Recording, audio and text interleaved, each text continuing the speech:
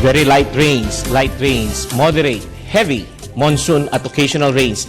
Ito ang ating lagi naririnig tuwing may mga ulat panahon. Ano nga ba ang pinagkaiba ng mga ito? Bago natin sagutin yan, alamin muna natin ang lagay ng ating panahon para bukas mula kay Amor La Rosa na nasa DOST. Amor?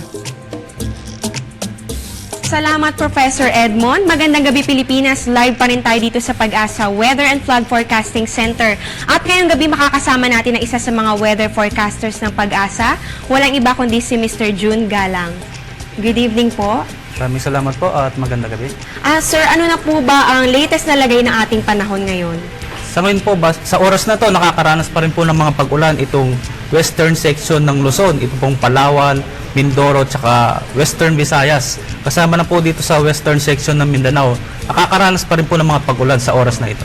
So, Mr. Galang, ibig sabihin po ba, nalusaw na po ba yung low pressure area na nakita natin sa Infanta, Quezon? Tama po yun, yung monitor natin na low pressure dito sa east ng Infanta. Tumawid po yan last night. Kaya nagkaroon po ng mga pag-ulan dito sa mga Central Visayas. Pero pagtawid po niya, nalusaw po itong low pressure na ito.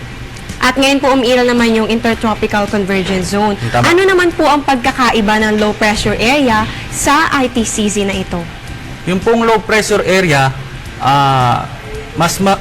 yung isang lugar yon na mas mababa yung atmospheric pressure kung ikukumpara po natin dito sa mga surrounding na lugar niya, yung mga kalapit lugar. Samantalang yung Intertropical Convergence Zone, mahabang system po yan. Pagsasalubong po yan ng northeast na trade winds tsaka yung southeast na trade winds galing pong equator. Galing pong below equator po yon. Okay po. Kanina rin po naglabas na rin po ng thunderstorm advisory ang Pag-asa sa iba't ibang parte ng Pilipinas. Ano po ba yung thunderstorm para po malaman po ng ating mga kabayan? Basta po ba kumulog at kumidlat, ito na ay thunderstorm? Yung thunderstorm po kasi nadi-divide siya sa tatlong stage.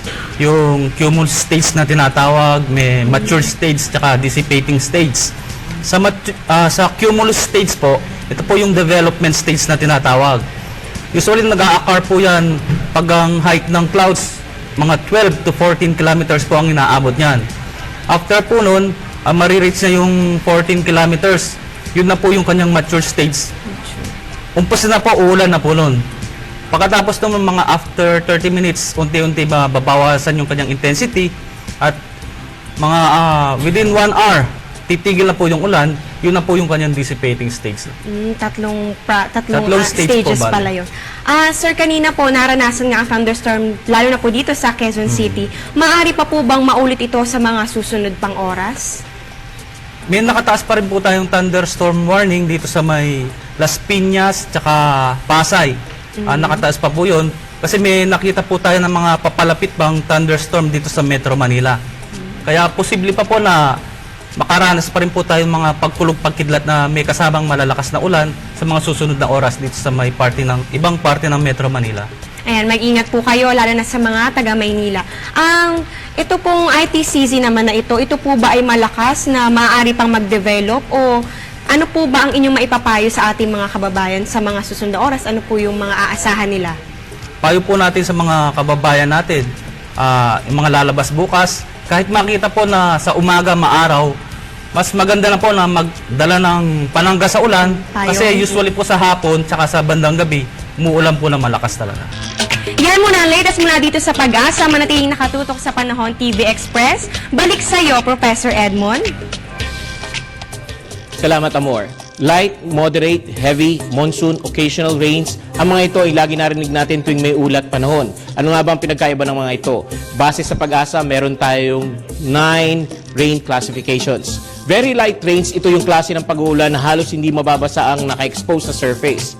Light rains naman, maaaring umabot ang ulan nito sa 2.5 millimeters of rain per hour. Maaari rin natin makita ang mga patak nito na pwedeng mag-produce ng small puddles. Moderate rains, masusukat ang ulan nito sa pagitan ng 2.5 to 7.5 millimeters of rain per hour.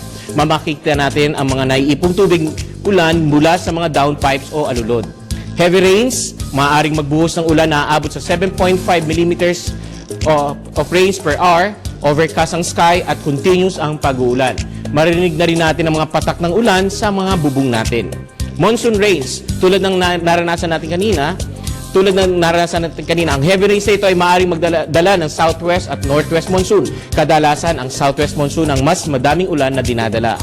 Occasional rains naman ay paminsan-minsang buhos ng ulan. Ang widespread rains naman ay ang malawakang pag-uulan na mararanasan hindi lamang sa isang lugar. Halimbawa nito ay sa Metro Manila at ang mga kalapit na lalawigan nito. Frequent rains naman ay ang paulit-ulit na pag-uulan na mararanasan sa buong maghapon. Ang intermittent rains naman, ito yung putol-putol na pag-uulan na ating nararanasan. Ito po si Edmond Rosales. Sana nabigyan namin kayo ng dagdag kaalaman para mas maintindihan natin ang lagay ng ating panahon.